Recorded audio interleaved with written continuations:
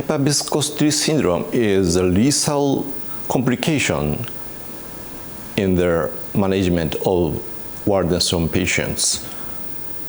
Of course, BTK inhibitor or bendamustine or bortezomib regimen is very fast, very quickly response, but hyperviscosity syndrome is very lethal disease. So we first perform plasma exchange and immediately followed by chemoimmunotherapy or Bruton tyrosine kinase inhibitors.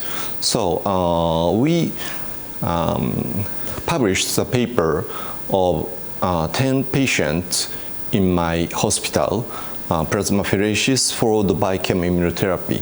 That's a very good publication, I think.